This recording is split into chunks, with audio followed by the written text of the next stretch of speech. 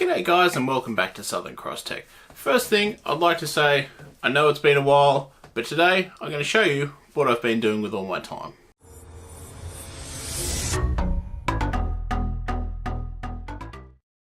So today I'm going to show you how I've been making a bit of extra money on the side. I haven't been making YouTube videos obviously because between work and other things at the moment I just haven't had the time, and quite frankly I've lacked the motivation to make YouTube videos. But I'm going to get back into it and hopefully you guys appreciate that, and if you do, hit the like button. So what I've been doing is I've been essentially auction hunting.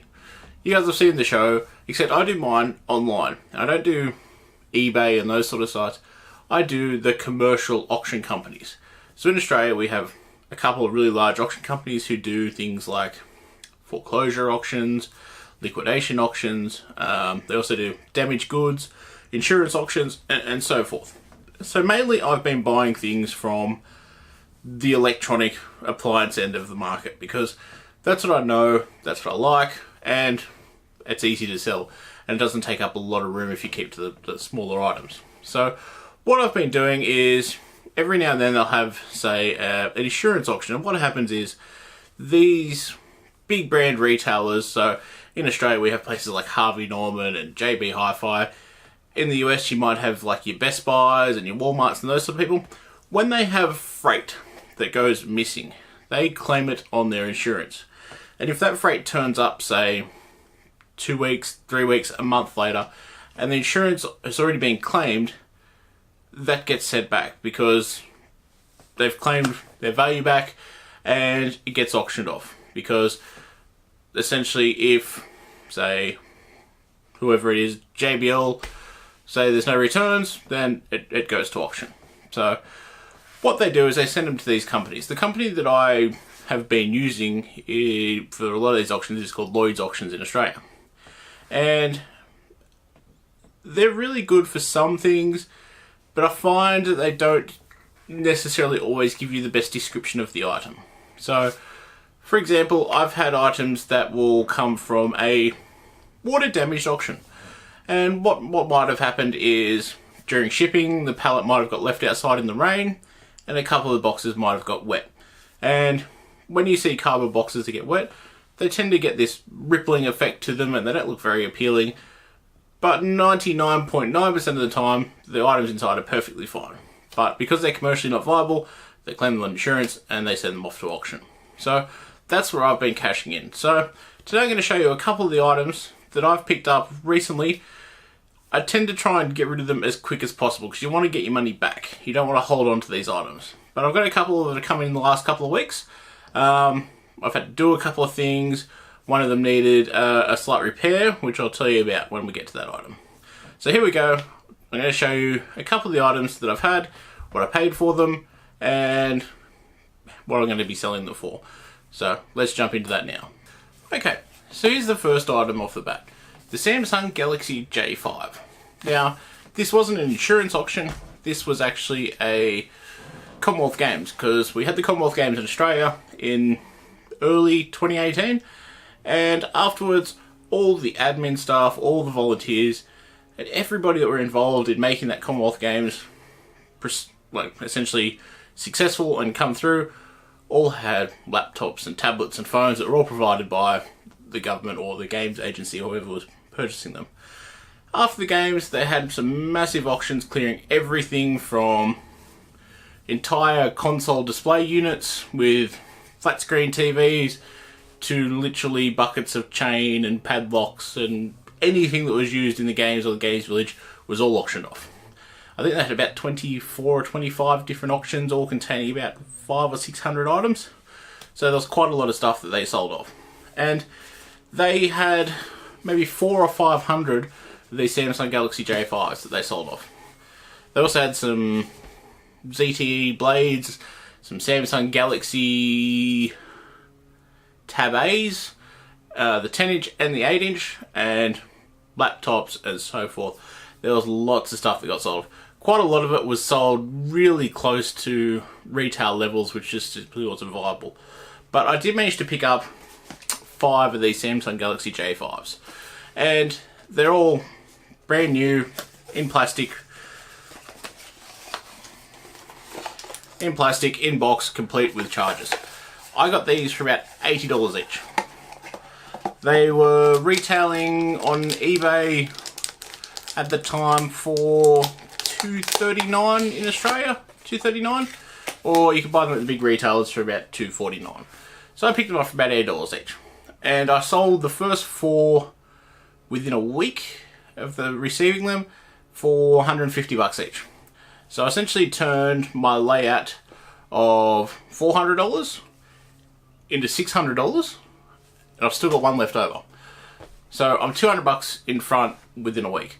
The thing you do have to take note of though, when you purchase through commercial auction companies, you have to pay a buyer's premium. Like any real auction. eBay is different in that regards, but any real auction, whether it's a car auction, house auction, there's always a buyer's premium that has to be paid.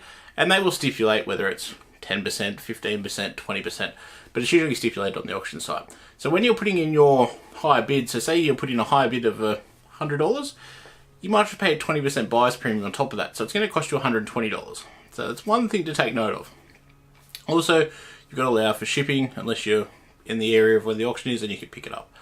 So including the buyer's premium and shipping, I picked these up for about $80 each. So there was a $200 profit, but out of that $200, I had to post them to the people that bought them through eBay, and I think they cost me about a 500 gram prepaid satchel, about $8. So essentially, you've got to take out $32 out of that, so about $160 profit. But it's still not a bad profit for essentially receiving and packaging goods. The next item that we're going to jump onto today is a Fujitsu laptop that I've picked up. Now this was in a used auction. It was a company liquidation auction, so they were selling off quite a lot of IT stuff, furniture, photocopiers of every nature, whether it's a big tall stacker, mini 3-in-1 stacker, desk chairs, you name it. Every single piece of office furniture was getting sold off.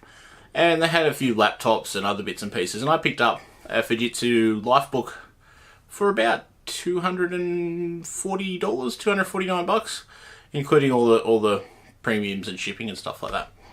I've just received that. I've done a format on it. Firstly, the SSD wasn't working well, so I just swapped it out for a spare one I had, and it works fine.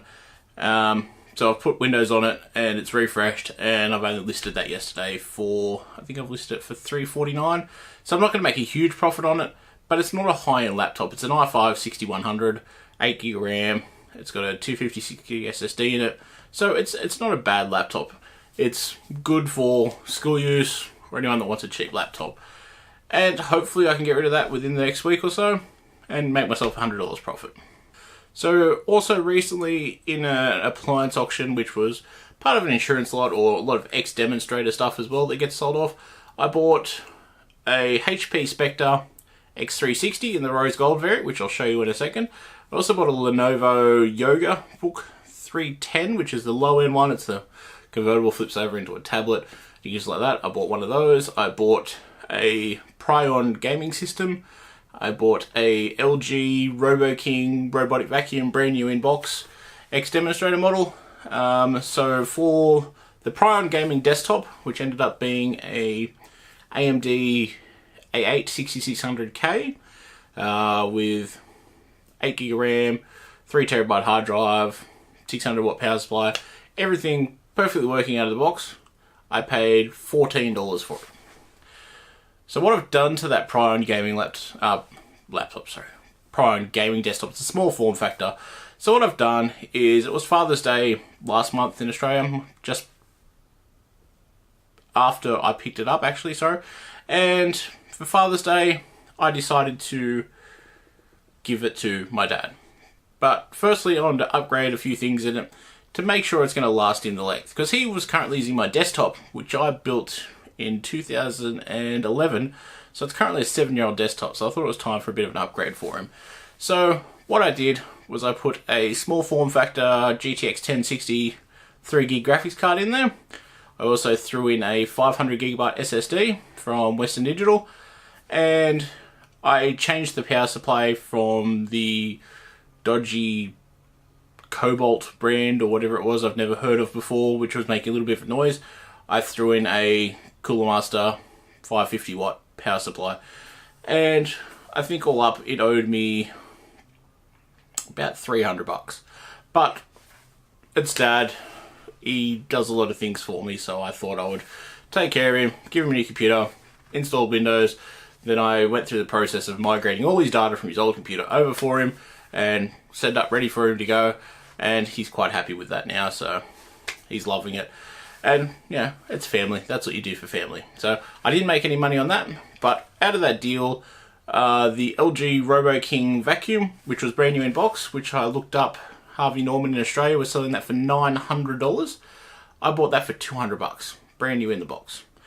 As I received these goods, I got them shipped to my work. As I was unpacking it, one of the guys that I work with went, "Oh wow, how much do you want for that?" I said, "Oh, I don't know, $350. He said, "Sold." He went and got the money within the hour, and I made $150 within an hour. That's how quickly that one sold. The Lenovo Yoga 310 in the white edition, a friend of the family had asked me to keep an eye out for a laptop for their son, who was recently starting a new class in high school where he had to bring his own laptop. And I got that for them. I think I picked that up for $300, and because it was a friend of the family, I sold it to him for $350. So I made $50 on that. So currently at $200 on that lot, but as I said, I did spend some money on the gaming system for Dad. The last item that I got in that lot was the HP Spectre X360. It's the premium. It's got the premium Bang & Olufsen speakers, and it's in the lovely rose gold colour. And it had a problem. Presented well, nice new box, opened it up, turned on, fine, ran. But as soon as I went to play a YouTube video, the speakers just started putting out this horrible popping noise. You couldn't hear the audio, all you could hear was this pop, pop, pop, pop, pop. So I thought, oh, yeah, the speakers might be rooted. So I did some Googling, looked up, I could buy a replacement set of speakers for about $14. So wasn't worried, went to iFixit, and it's like a 5-minute job to change the speakers. So I thought, before I do that, I'm going to do some more investigating. So there's a headphone port on there, so I decided, well, if I plug the headphone port, if I plug into the headphone port an external speaker, it still makes the popping noise. Which makes you think, okay, it's not the actual speaker that's the problem, it could be the sound chip. It's also got Bluetooth on there, so I thought, connect my Bluetooth speaker, and the Bluetooth speaker worked fine. No popping noise at all.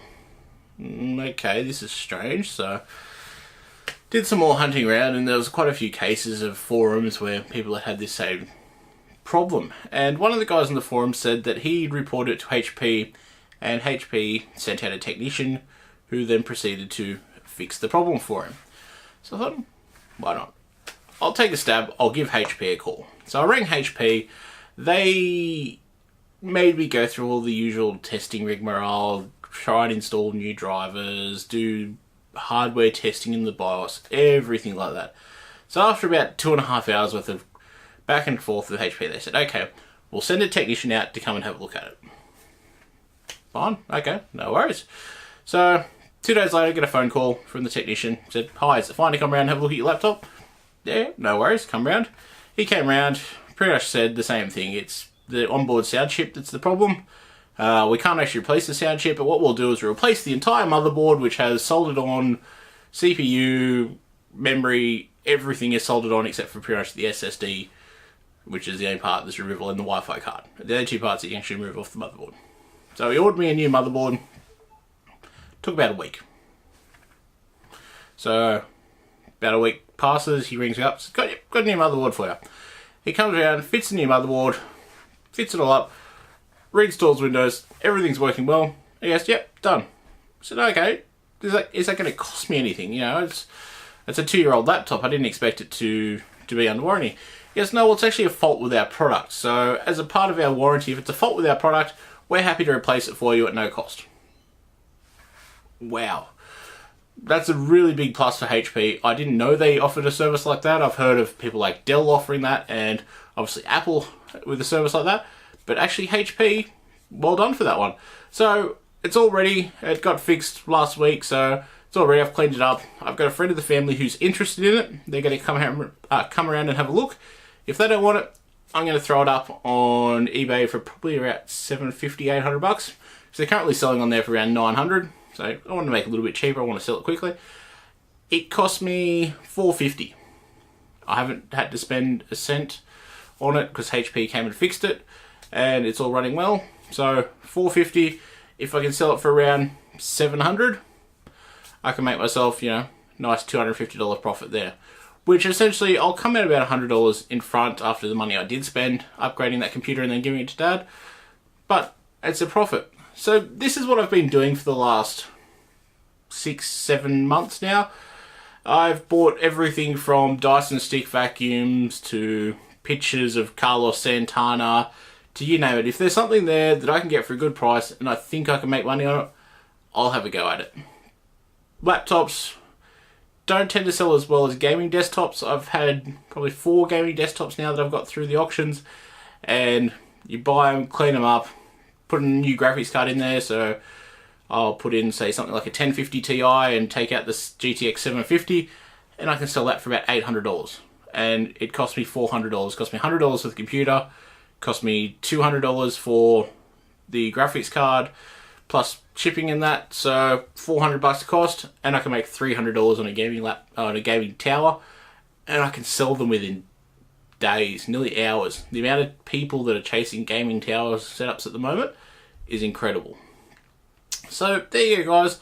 That's what I've been doing with myself for the last probably 7 months now since I haven't uploaded a video, and I really enjoy it. I really enjoy buying and selling. It's something I'd never thought of, but it's good fun. Just the challenge of picking things and negotiating and back and forth. It's great fun, you know. I do recommend, if you've got the time, you want to get into it, just don't get overzealous. Don't go chasing things in auctions. That's the big thing I've learned. If someone outbids you for something and that's your limit, don't go and bid the extra $50 to $100, because that's most likely $50 to $100 that you're not going to get back. That person might be buying it for themselves. They don't care how much it costs. So that's my word of advice for auction hunting for today. Hope you guys have enjoyed it. I'll try and get some more regular content to you shortly, and I'll see you in the next video. Bye.